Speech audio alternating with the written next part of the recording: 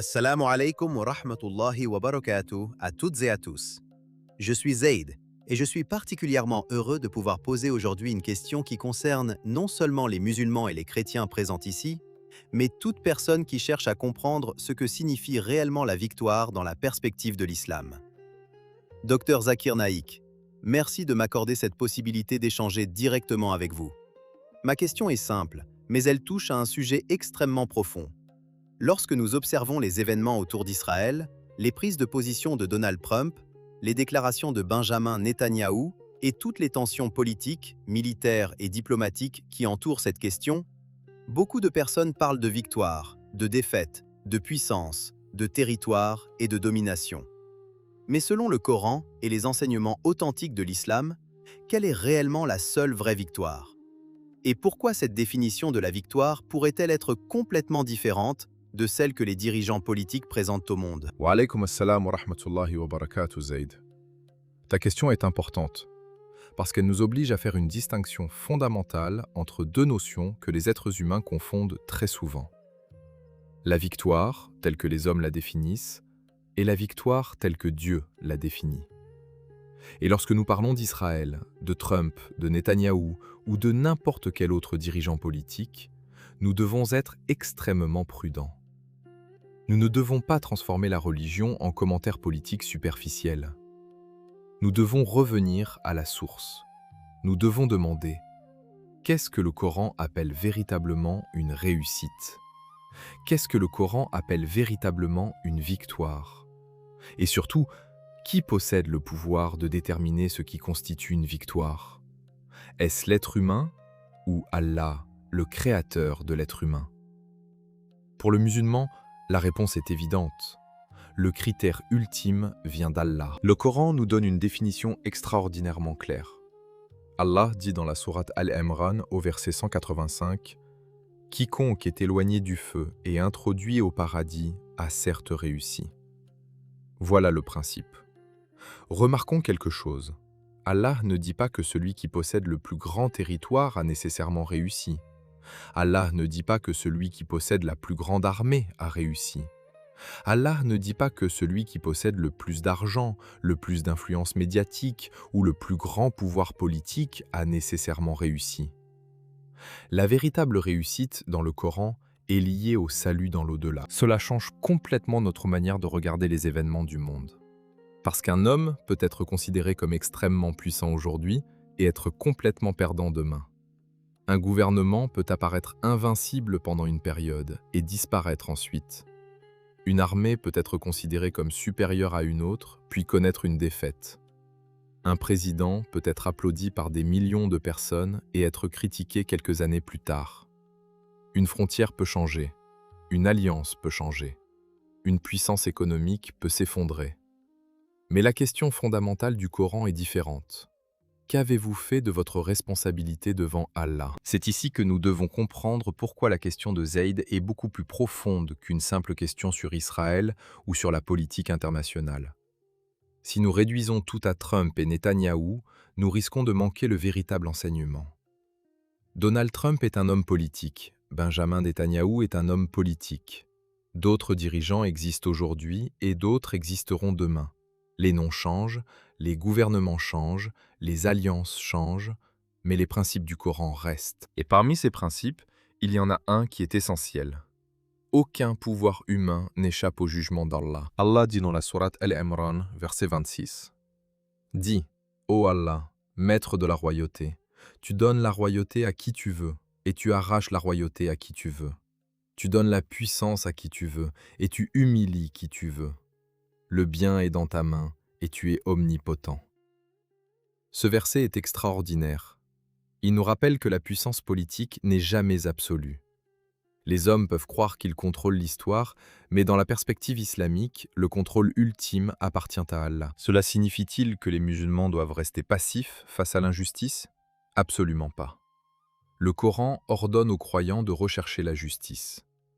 Allah dit dans la sourate An-Nisa, verset 135, « Ô vous qui croyez, observez strictement la justice et soyez des témoins comme Allah l'ordonne, fût-ce contre vous-même, contre vos pères et mères ou proches parents. » Voilà un principe qui dépasse les appartenances politiques, nationales et religieuses. Si une personne est musulmane, elle doit être juste.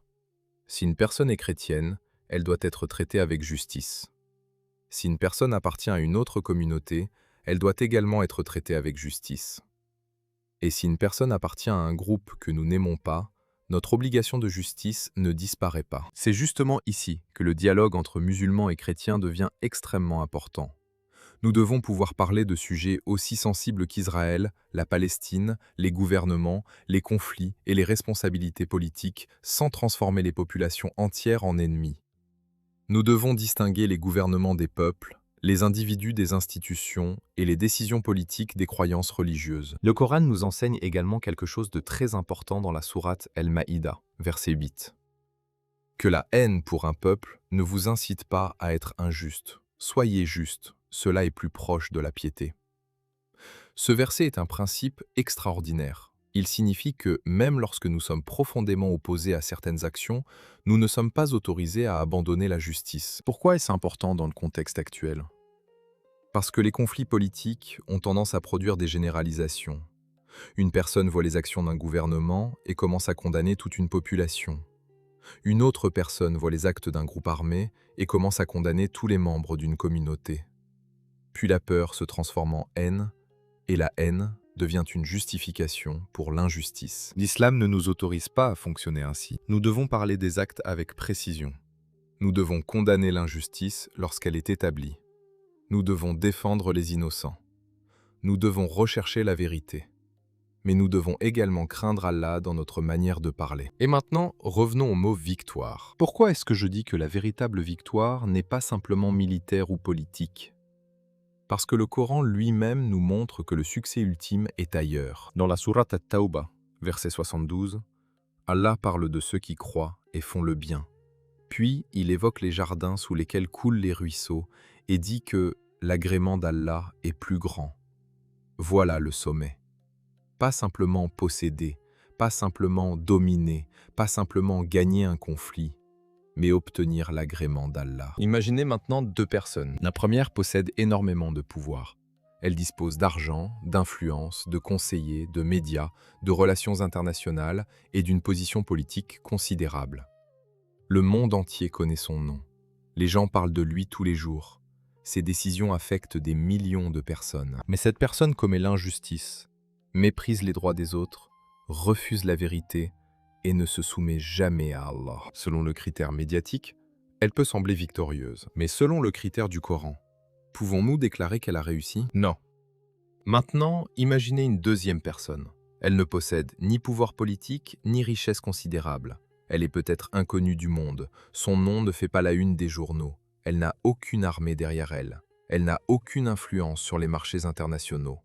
Mais elle croit en Allah, accomplit le bien, refuse l'injustice, aide les faibles, protège les innocents, se repent lorsqu'elle commet une faute et cherche sincèrement l'agrément de son Seigneur. Le monde peut considérer cette personne comme insignifiante. Mais si Allah l'accepte, qui est réellement le gagnant? C'est là que notre perspective doit changer.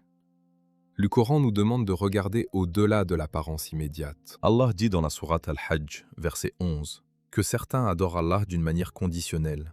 Si le bien leur arrive, ils sont satisfaits, et si une épreuve les atteint, ils se détournent. Cela nous enseigne quelque chose de fondamental. La foi véritable ne dépend pas uniquement des circonstances. Lorsque tout va bien, beaucoup de personnes disent « Allah m'a donné la victoire ». Mais lorsque les difficultés arrivent, elles demandent « Pourquoi Allah permet-il cela ?» Le croyant doit apprendre à regarder l'épreuve autrement. Une défaite apparente peut devenir une purification. Une difficulté peut devenir une occasion de revenir vers Allah. Une humiliation terrestre peut empêcher l'orgueil de détruire une personne. Et inversement, une victoire politique peut devenir une épreuve terrible si elle conduit à l'arrogance, à l'injustice et à l'oubli d'Allah. C'est pourquoi le simple fait de gagner une guerre ne signifie pas automatiquement avoir obtenu la véritable victoire. Et le simple fait de perdre une bataille ne signifie pas automatiquement avoir perdu devant Allah. Prenons l'exemple des prophètes. Le prophète Noé, paix sur lui, a prêché pendant une très longue période. Le nombre de personnes qui ont accepté son message n'était pas comparable à la population qu'il affrontait. Devons-nous donc dire qu'il a échoué? Jamais. Le prophète Nuh a accompli sa responsabilité. Le prophète Ibrahim, Abraham, paix sur lui, a été confronté à une opposition immense. Pourtant, son statut auprès d'Allah n'a pas été déterminé par la puissance de ses adversaires. Le prophète Moussa, Moïse, paix sur lui, a affronté Pharaon, qui possédait un pouvoir considérable. Si nous avions regardé uniquement les apparences, Pharaon semblait extrêmement puissant.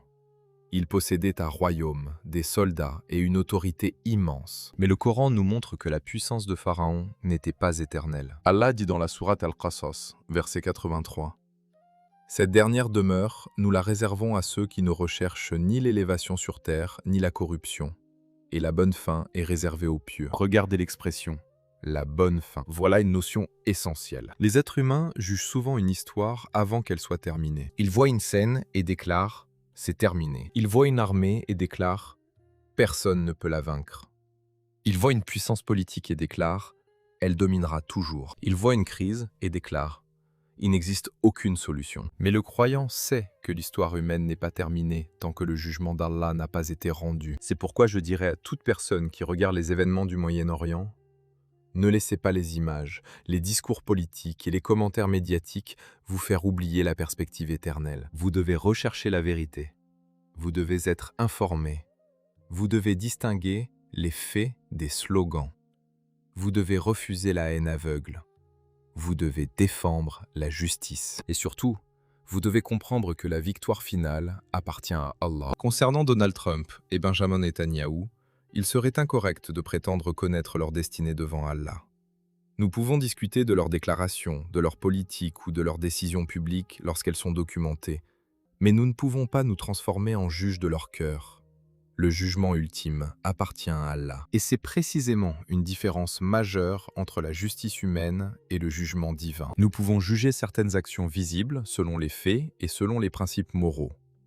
Mais Allah connaît ce que les hommes cachent, leurs intentions, leurs pensées et ce qu'ils ont réellement fait. Le prophète Mohammed, paix et bénédiction sur lui, nous a également enseigné l'importance de l'intention. Dans un hadith authentique, rapporté notamment par Al-Bukhari et Muslim, il est enseigné que les actions sont jugées selon les intentions.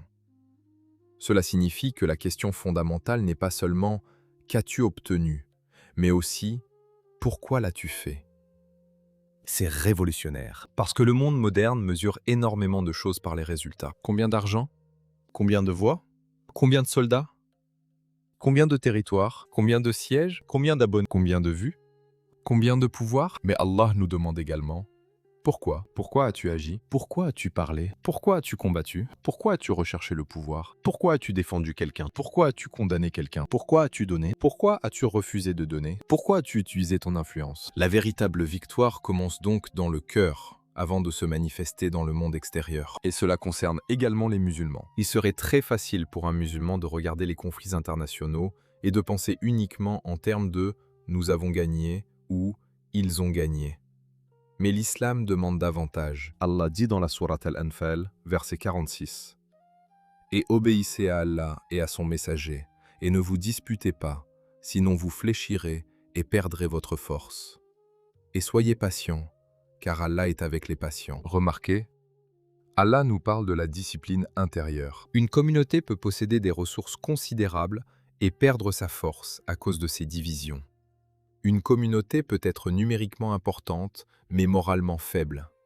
Une communauté peut proclamer qu'elle défend la vérité, tout en commettant elle-même l'injustice. La victoire véritable exige donc une réforme intérieure. C'est pour cela que le Coran dit, dans la sourate Ar-Ra'd, verset 11, « Allah ne modifie point l'état d'un peuple tant qu'il ne modifie pas ce qui est en eux-mêmes. » Ce verset doit être médité profondément. Si nous voulons changer le monde, nous devons également nous demander: qu'est-ce qui doit changer en nous? Si nous demandons justice, sommes-nous nous-mêmes justes? Si nous demandons la miséricorde, sommes-nous miséricordieux? Si nous dénonçons l'oppression, sommes-nous capables de reconnaître nos propres injustices? Si nous demandons à Allah de soutenir les faibles, Sommes-nous prêts à soutenir les faibles lorsque cela nous coûte quelque chose? Voilà la vraie question. Et c'est ici que musulmans et chrétiens peuvent trouver un terrain de réflexion commun. Parce que la question de la justice, de la responsabilité morale, de la miséricorde et de la responsabilité devant Dieu ne devrait pas être une question réservée à une seule communauté. Un chrétien peut réfléchir à cette question.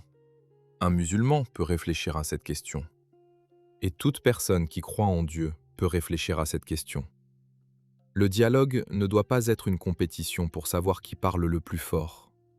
Le dialogue doit permettre de rechercher ce qui est vrai. C'est pourquoi, Zayd, Si quelqu'un me demandait « Quelle est la seule vraie victoire ?», je répondrais « La vraie victoire est celle qui ne vous éloigne pas d'Allah. Vous pouvez perdre matériellement et gagner spirituellement. Vous pouvez gagner matériellement et perdre spirituellement. Vous pouvez être applaudi par les hommes et être désapprouvé par Allah. Vous pouvez être ignoré par les hommes et être honoré auprès d'Allah. Et lorsque nous comprenons cela, nous cessons de considérer chaque événement politique comme la preuve définitive de la victoire ou de la défaite. Nous regardons plus loin. Nous regardons la justice. Nous regardons la responsabilité. Nous regardons la vérité. Nous regardons l'intention. Nous regardons l'au-delà. Et surtout, nous nous rappelons que le dernier mot n'appartient ni à Trump, ni à Netanyahou, ni à un autre dirigeant, ni à une armée, ni à une puissance économique, ni à une institution internationale. Le dernier mot appartient à Allah. Allah dit dans la sourate Al-Anbiya, verset 47, « Nous poserons les balances exactes pour le jour de la résurrection. Nulle âme ne sera lésée en rien. » Voilà pourquoi le croyant ne doit pas désespérer lorsqu'il voit l'injustice. Il ne doit pas non plus devenir arrogant lorsqu'il voit une victoire. Dans les deux situations, il doit rester attaché à Allah. S'il voit une injustice, il agit avec sagesse et justice. S'il voit une victoire, il remercie Allah et évite l'arrogance. S'il voit une défaite, il examine ses erreurs, reste patient et ne perd pas espoir. S'il voit une puissance impressionnante, il se rappelle que toute puissance humaine est temporaire. Et s'il voit une personne faible, il ne la méprise pas, parce que la balance d'Allah n'est pas celle des hommes. Le Coran dit dans la sourate Al-Hujurat, verset 13, « Le plus noble d'entre vous auprès d'Allah est le plus pieux. » Pas le plus riche, pas le plus célèbre, pas le plus puissant, pas celui qui possède le plus grand territoire, pas celui qui contrôle le plus de médias, mais le plus pieux. Voilà pourquoi la vraie victoire ne se mesure pas seulement sur une carte. Elle se mesure dans la relation entre la créature et son créateur. Et si nous retenons cette définition, alors nous pouvons regarder les événements contemporains avec beaucoup plus de lucidité. Nous pouvons discuter d'Israël sans haine contre un peuple. Nous pouvons discuter de Trump sans idolâtrer ou diaboliser une personnalité politique. Nous pouvons discuter de Netanyahou sans transformer une analyse politique en condamnation collective. Nous pouvons parler des Palestiniens, des Israéliens, des musulmans, des chrétiens et des autres communautés sans abandonner le principe de justice. Et surtout, nous pouvons nous poser une question qui dépasse toutes les manchettes. Si demain, toutes les puissances politiques disparaissaient, si les frontières étaient redessinées, si les dirigeants changeaient, si les armées se retiraient, si les journaux cessaient de parler de ces événements, que resterait-il? Il resterait Allah. Il resterait notre responsabilité, il resterait nos œuvres, il resterait notre foi, il resterait la justice que nous avons rendue, il resterait les injustices que nous avons commises, il resterait les paroles que nous avons prononcées, il resterait les intentions que nous avons cachées, et il resterait le jour où chaque être humain devra répondre devant son Créateur. C'est pourquoi la personne intelligente ne demande pas uniquement « qui a gagné aujourd'hui ?» Elle demande « qui sera réellement victorieux devant Allah ?» Et la réponse du Coran est claire. Celui qui est sauvé du feu et admis au paradis a véritablement réussi. Voilà la seule victoire qui ne peut pas être annulée par une élection. Voilà la seule victoire qui ne dépend pas d'une frontière. Voilà la seule victoire qu'aucun gouvernement ne peut vous donner. Voilà la seule victoire qu'aucune armée ne peut garantir. Voilà la seule victoire qui ne disparaît pas avec le temps. Et c'est précisément pour cette raison que le musulman doit rester équilibré. Il ne doit pas être hypnotisé par le pouvoir terrestre. Il ne doit pas croire que la puissance politique est éternelle. Il ne doit pas confondre domination temporaire et succès éternel. Le croyant doit travailler pour la justice, mais il doit également travailler sur son propre cœur. Il doit défendre la vérité, mais il doit également vérifier ses informations.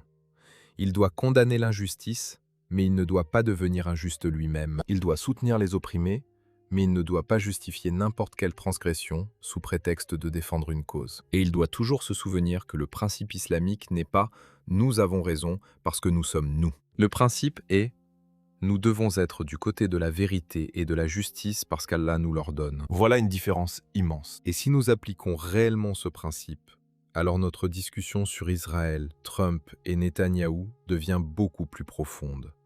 Elle ne consiste plus simplement à demander qui contrôle quoi. Elle devient une réflexion sur le pouvoir, la responsabilité, la justice, la foi et la destinée humaine. Car le pouvoir est une épreuve.